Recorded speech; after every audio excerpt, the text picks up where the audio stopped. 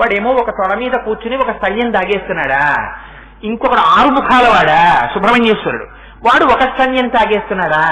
అమ్మా నీకు వాళ్ళిద్దరేనా అమ్మా పిల్లలు? మేమందరం పిల్లలం కావు, నువ్వు మా అమ్మవమ్మా. వాళ్ళిద్దరే తాగేస్తుంటే వాళ్ళ కడుపులు ఎప్పటికి నిండుతాయి? ఒకడు ఏనుగు ముఖం వాడంటే పొట్ట ఏనుగు పొట్ట, ఒకడు 6 ముఖాల వాడు, వాడి పొట్ట ఎప్పటికి నిండుతుంది. 6 ముఖాలతోనూ వాడు తాగాలి. వాడి కార్తికేయుడు. ఇంకా మేమెప్పుడు తాగుతాం, మా కడుపు ఎప్పుడు నిండుతుందమ్మా అమ్మని అడిగినట్టు అడిగారు. అడిగితే అమ్మ అందిట, ఓయ్ శర్మ బెంగ పెట్టుకోకోయ్, ఇనబింబము చంద్రబింబమున్, సూర్యుణ్ణి చంద్రుణ్ణి తన స్థానాలుగా చేసుకుంటే చేసుకుంటే సూర్యుడి చేత చంద్రుడి చేతే కదా పంటలన్నీ పండేది. మీకు తెల్లవారు లేస్తే 6వ క్లాసులోనే చెప్పేస్తారు, సూర్యరశ్మి తగలకపోతే ఆ లోపల ఆ పత్రహరితము తయారు కాదు, అందుచేత మొక్కలు పెరగవు అని చెప్తాం కదా. అందుకని సూర్యుడి చేత చంద్రుడి చేత ఓషధులు ప్రకాశించి శరీరంలోకి వచ్చిన రోగము పోతోంది, సూర్యుడి చేత ప్రకాశించి పంటలు పండుతున్నాయి. అందుకని సూర్యచంద్రుల్ని స్థనములుగా పెట్టుకుని సమస్త జగత్తుని పోషిస్తున్న తల్లివమ్మ అని చెప్పడానికి కరికల్లభ కుంభస్తనత పరిక్షీణా మధ్యే, మధ్యే అంటే అమ్మవారి యొక్క నడుము పరిక్షీణ.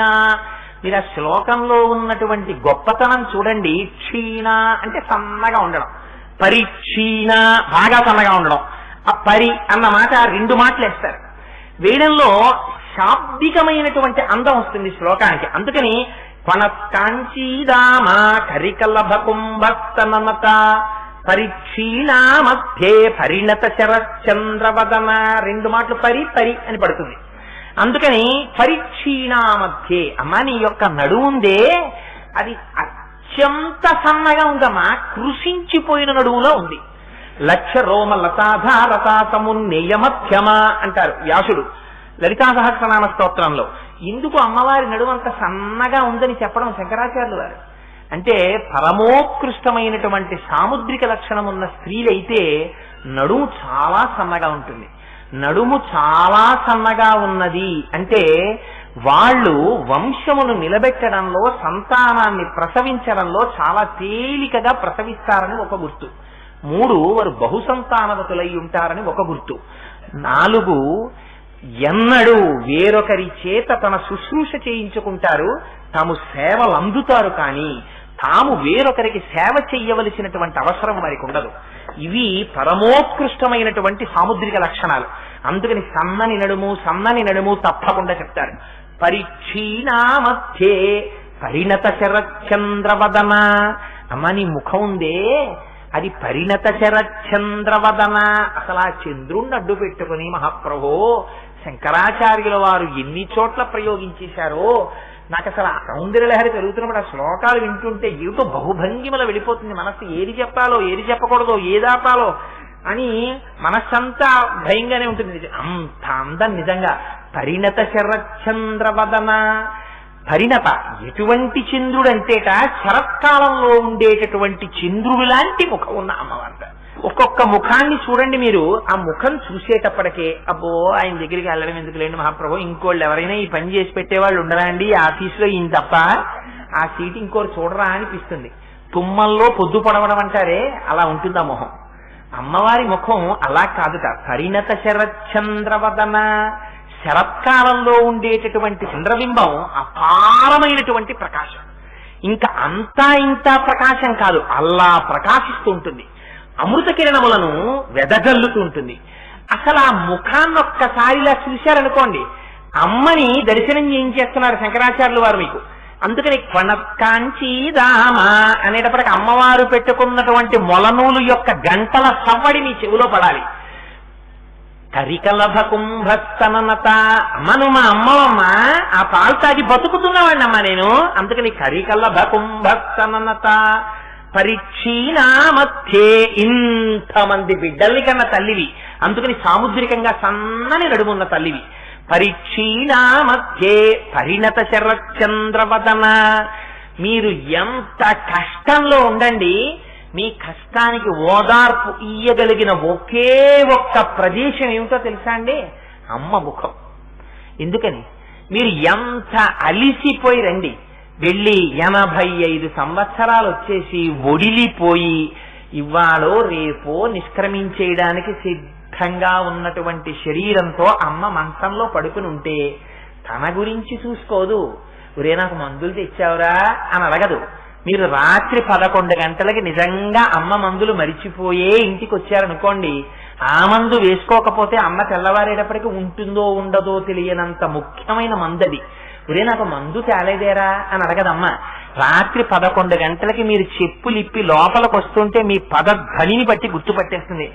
ఎరా నాన్న ఇప్పుడు వచ్చావేమిట్రా రాత్రి 11ంటికి, ఇలా వస్తే ఆరోగ్యం ఏమైపోతుందిరా నాన్న అంటుంది. నాన్న మందు తెచ్చావా అని అడగదు.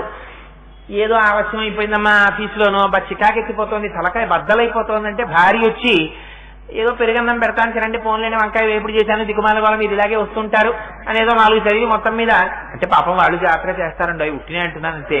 అందుకని వాళ్ళు పెట్టకపోతే మనం బతికామా, ఎందుకు వచ్చిన మాట కృతజ్ఞత కూడాను. అందుకని ఆ పెరుగు అన్నం తినండి, పోని కడుపులో చల్లగా ఉంటుంది, లేకపోతే మీరు తెల్లవారులు వేస్తే వేడి చేస్తుంది మీకు, కాస్త పెరుగు అన్నం తినండి అని భార్య అక్కడ పెడితే ఆ పెరుగు అన్నం వీడు చటుక్కున్న 4 నిమిషాల్లో తిని లేచిపోయాడు అనుకోండి, ఆ నిద్రపోతున్న ఆవిడికి కంటి చూపు సరిగ్గా ఉండదు, ఆవిడికి చెవులు సరిగ్గా వినబడవు. కానీ మీరు ఎంతసేపట్లో భోజనం చేసి లేచారో చూసి లేవగలిగినటువంటి తల్లి లేచి కూర్చుని ఒరే అదేమిట్రా అప్పుడే భోజనం చేసేసావు, ఇలా అయితే నీ ఆరోగ్యం ఏమైపోతుందిరా అంటే మందు వేసుకోకపోతే తెల్లవారేటప్పటికి ఆవిడ ఉండదు. ఆ మందు గురించి అడగదు. 4 నిమిషాల్లో వాడు భోజనం చేసేశాడని తాపత్రయం. వాడు వెళ్ళి పడుకుండిపోయాక వాడు మంచినీళ్ళు తాగి పడుకుంటుంది. వాడికి గుర్తొచ్చి లేచి చమ్మనికి మందులు తేలేదమ్మా మర్చిపోయాను, ఏ నాన్న ఇప్పటికే అలిసిపోయొచ్చు, ఏమైపోతాను రా, పోతే ఏమైపోతుంది, పుట్టి కట్టుకుండిపోతానా భూమి మీద, పడుకోనన్నా ఏం పర్వాలేదంటుంది. అంతేకాని రే మర్చిపోయావా వీళ్ళు మందులు ఎట్రా అంటుందా అమ్మ? అనదు. అమ్మ ప్రసన్నత అంటే అది సౌందర్యం. అంటే బాహ్యమునందున్న సౌందర్యం తుచ్చమైన సౌందర్యం, అది వెళ్ళిపోతుంది. ఒకనాడు ఉండేది కాదు. మాకురు ధనజన యవ్వన గర్వం హరతి నిమేష కాల సర్వం మాయామయమిదమఖిలం హిత్వా బ్రహ్మపదం త్వం ప్రవిశ విదిత్వా అంటారు శంకరులు. ఏ ఉండిపోతాయిరని ఎర్రి మాకురు ధన జన యవ్వన గర్వం హరతి నిమేష కాల సర్వం. 1 నిమిషంలో తీసేస్తుంది. నాకు తెలుసు, పేరు చెప్పడం నాకు ఇష్టం లేదు.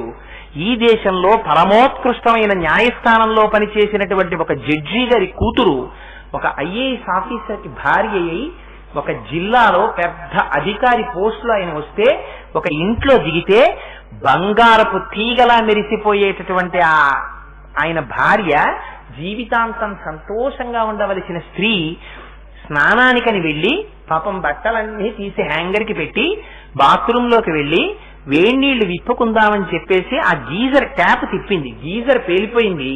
ఉత్తర క్షణంలో ఒళ్ళంతా కాలి మాంసపు ముద్దయిపోయింది.